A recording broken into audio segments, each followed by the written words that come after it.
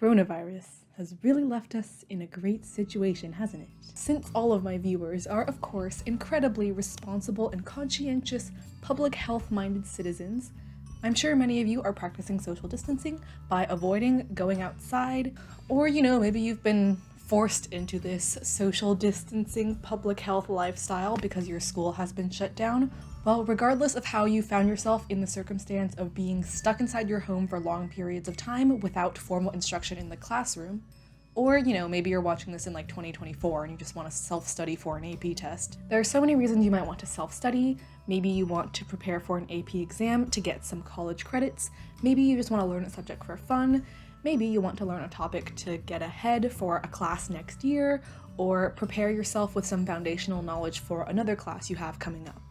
Regardless, this video will break down all of the steps for you to self-study a subject or self-study towards an exam. Your first step is to find a reliable textbook or book resource. The hardest part about self-studying is that you don't really know what you need to know. It's an unknown unknown. So finding a very comprehensive text resource will help you set up a framework for your own DIY course. Essentially, the table of contents of this textbook is like your syllabus. It'll tell you the topics you need to know and what level of depth you need to understand them at. For AP exams, this tends to be a prep book like the Barron's or Princeton Review books, or maybe a textbook. Regardless of what subject or book you choose, it's important that you do your research to find the most comprehensive resource about the topic that you're learning. I recommend looking at reviews online for what your best option would be, especially if these reviews come from a teacher, a professor, or another expert in this subject area. The one thing that I want to point out is to make sure there are practice tests or review questions or practice examples included in your text. Because practice questions that come from an official source, not just those that you write yourself, are invaluable when it comes to studying. Throughout this video, I'm going to be using my AP US Government and Politics class as my own example of what I'm self-studying for. So for me to self-study for this example, I got this Barron's AP Gov prep book from the library. And I want to point out that, as I mentioned, it has 2 full practice tests and lots of practice questions. It helps to have one main resource for that one table of contents that you're going to mostly base your studying framework off of, but having an additional resource can provide more detail to the topics that you're going to cover through your main resource. For example, it can corroborate the main resource as to what information will be the most important for you to know, like what are the main ideas, the big ideas that you absolutely have to know, and it can offer some extra support in covering those areas that maybe that first main resource missed. These supplementary resources might also explain the topics in a different way that might make more sense to you and the way that you understand concepts or process information. Some examples might be videos that are available on Khan Academy, or maybe some more books if that's in your realm of financial possibilities, or maybe you can borrow notes from someone else who previously took that class or self-studied for the test. For my AP Gov example, I still have my school-issued AP Gov textbook since we got those before school got canceled for the next foreseeable months, and there are official AP Gov practice questions available on the College Board website and through the AP Classroom website. Now that you have gathered all of these different resources, step number 2 is to use them all to set up your framework. There are 2 main places that you want to skim for. One, the table of contents, of course, which will give an overall list of all the topics being covered, and just flip through the book and see how the pacing goes between all of these different topics. When you're doing that skim through of the book, the questions that you want to think about in relation to the table of contents are whether some topics are covered in much more depth than others, and conversely, whether some topics are just glossed over. Generally, if something is talked about more in that book, it means it's a more fundamental, important concept to that subject area, or a topic that is covered more often on the AP exam or any other exam you're studying for. Be sure to also check with those supplementary resources you got.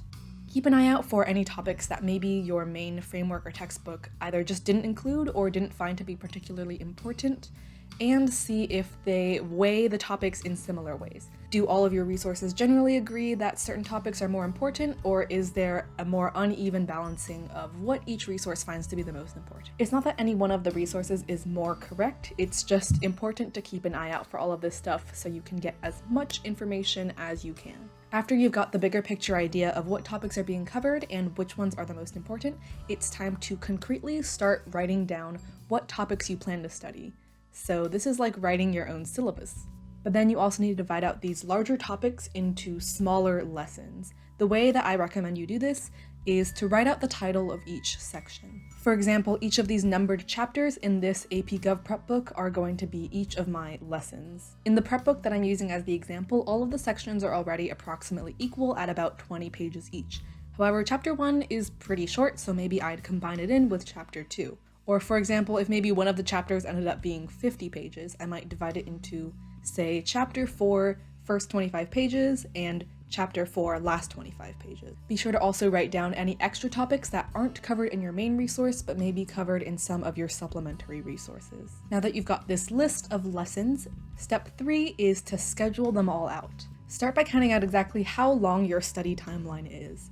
For example, I'm going to count down the weeks until May 4th, which is theoretically when the AP Gov test is. If you don't have an exam you're studying for, maybe you'll just set up your own deadline. Maybe that'll be the end of summer break or something. Just pick a deadline. Then once you know that time frame, for example, I have about 6 weeks until the AP Gov test, divide that up into units of time. These are like the buckets you'll put lessons into. This can be a week, a day, probably no less than a day or more than a week, if I'm going to be honest.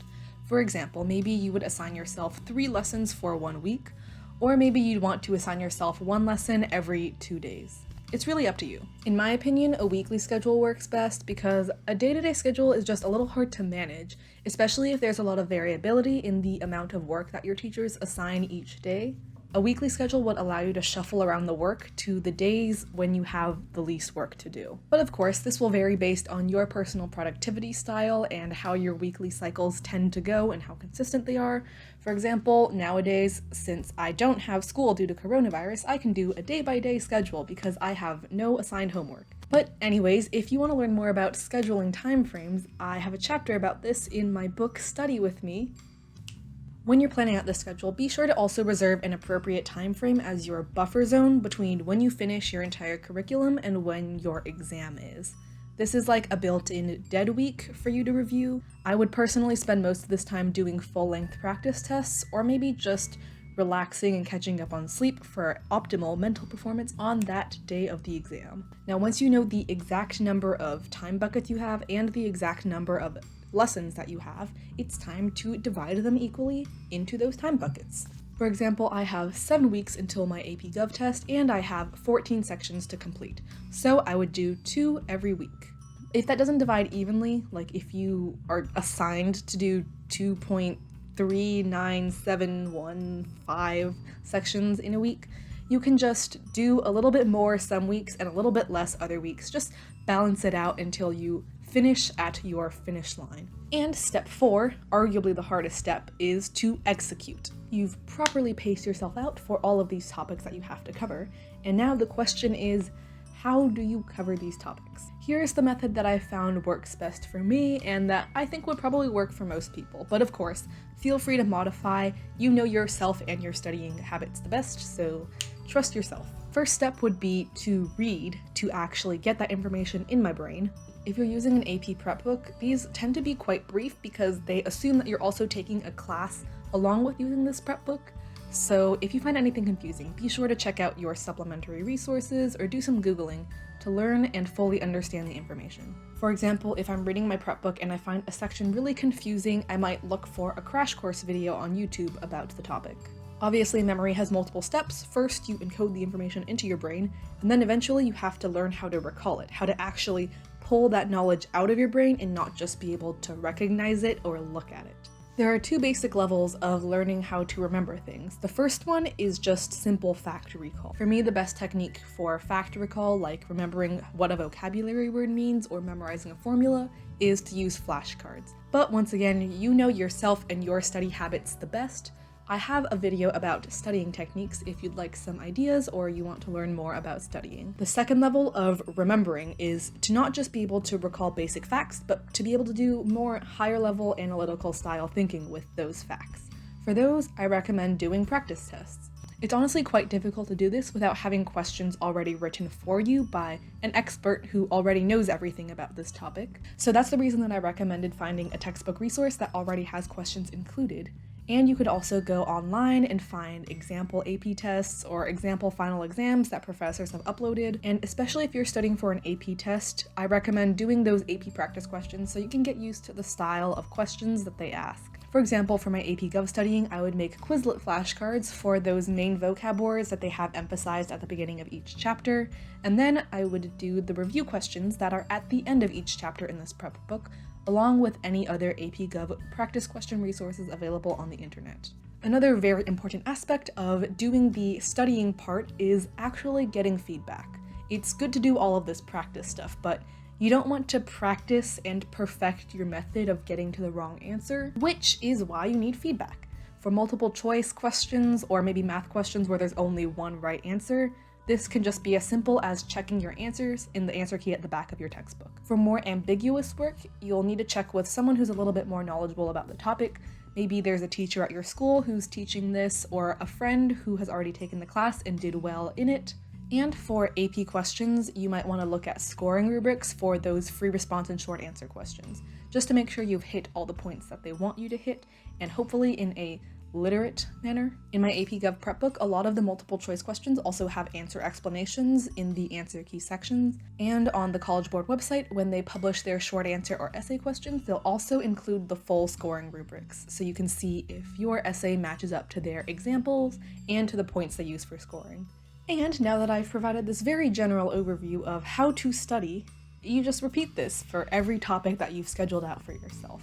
It's really hard to motivate yourself to self-study, even more difficult than motivating yourself to do work for a class, just because there isn't very much outside accountability. No one's really out there to force you to do anything. You have to force yourself to do everything, which is very, very difficult. Now, the first step you did of scheduling out a clear plan will make it much, much easier for you to actually get it done because, you've cleared out that path for you and made it easy to follow. Now, what you need to do is just follow it. And yes, that does make it sound a lot easier than it actually is. Trust me, I know how freaking hard this is. If you mess up, just reevaluate, reschedule, and carry on as if nothing had gone wrong. If you do need additional help with motivating yourself and scheduling things and avoiding procrastination, I will link some videos about those topics in the cards and in the description below. I hope you found this video helpful, and I'm sending all of you best wishes as to COVID-19 and any tests and academic difficulties that you might be dealing with. If you're stuck inside and a little bit bored, maybe you want to watch some more of my videos. I post new videos every Monday, and I post photos of my notes and bullet journal on my Instagram, which is @studyquill. See you next time, and stay healthy.